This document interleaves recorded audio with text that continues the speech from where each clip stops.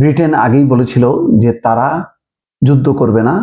Care Starmer যুক্তরাজ্যের প্রধানমন্ত্রী পরিষ্কারভাবে বলেছেন যে ইরান যুদ্ধ আমাদের জন্য নয়, কিন্তু তারা ইঙ্গিত দিয়েছে যে ব্রিটেনের ভূমিকা হবে প্রতিরক্ষামূলক, অর্থাৎ ক্ষয়ক্ষতি নিয়ন্ত্রণের জন্য যতটা সম্ভব আকাশ প্রতিরক্ষা ব্যবস্থা বা অন্যান্য ইকুইপমেন্ট গুলো দেয়া মধ্যপ্রাচ্যকে বা আমেরিকাকে দেয়া, যাতে ক্ষয়ক্ষতি কম হয়।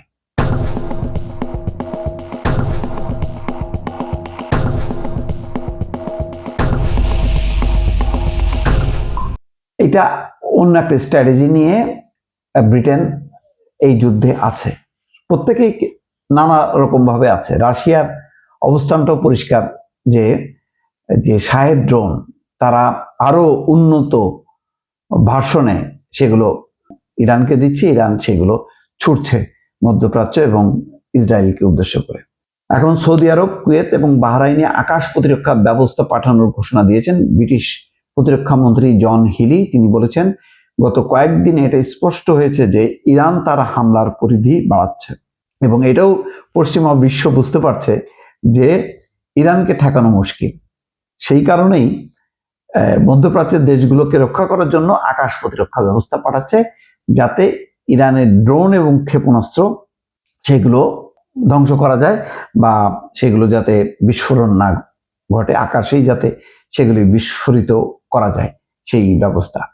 কাতারের রাজধানী দোহা সফরকালে জন হিলি বলেন, গত কয়েকদিনে এটি স্পষ্ট হয়েছে যে ইরান পরিকল্পিতভাবে তার আক্রমণের বিস্তার ঘটাচ্ছে। এই পরিস্থিতিতে উপসাগরীয় দেশগুলোর নিরাপত্তা নিশ্চিতে ব্রিটেন তাদের পাশে থাকার অঙ্গীকার করছে।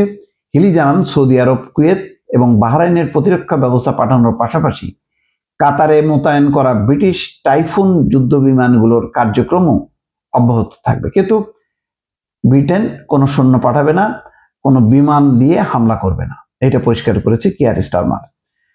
উপসাগরীয় দেশগুলোর প্রতি সংহতি জানিয়ে ব্রিটিশ প্রতিরক্ষা মন্ত্রী বলেন, ব্রিটেন আপনাদের পাশে আছে, নিজের অংশীদারদের পাশে থাকবে।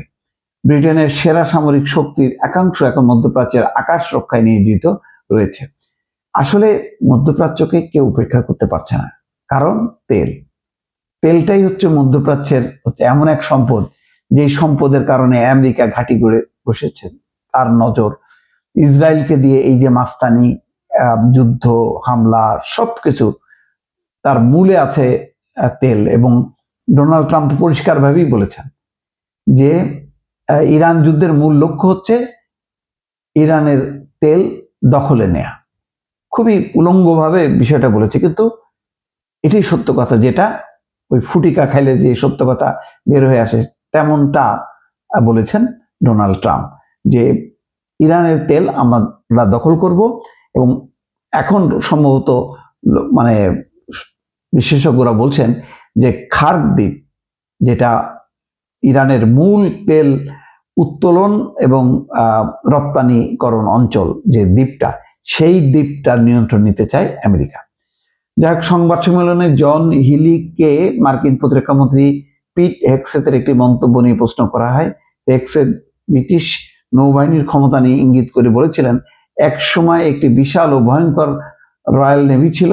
এর জবাবে হিলি কোনো বিতর্কে না জড়িয়ে বলেন, যুক্তরাষ্ট্র আমাদের এক অনন্য এবং ঘনিষ্ঠ মিত্র, কোনো বিতর্কে যাচ্ছে না এবং তাদের প্রতি সম্মান রেখেই কথা বলছে। যতই ট্রাম্প অপমানমূলক কথা বলুক, তার পাশাপাশি ওই মার্কিন প্রতিরক্ষা মন্ত্রী, অন্যরা সবাই কটাক্ষ করছে মানে ট্রাম্পকে খুশি করার জন্য, কিন্তু এই ফাঁদে পশ্চিমা কোনো নেতা পা দিচ্ছে না। তারা যেটা বলছে খুব সরাসরি জবাব দিচ্ছে, কারোর সাথে বিরোধ না রেখে।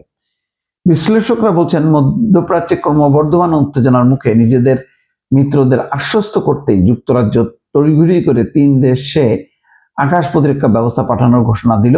এর মাধ্যমে দেশটি এই অঞ্চলে তার প্রভাব এবং সক্রিয় উপস্থিতি বজায় রাখার বার্তা দিল। অর্থাৎ আরব দেশগুলোকে বোঝালো যে আমরা দূরে নেই, আমরা তোমাদের পাশে আছি, কিন্তু আমরা যুদ্ধ করব না, তোমাদেরকে রক্ষা করব নানা রকম সরঞ্জাম দিয়ে। দর্শক।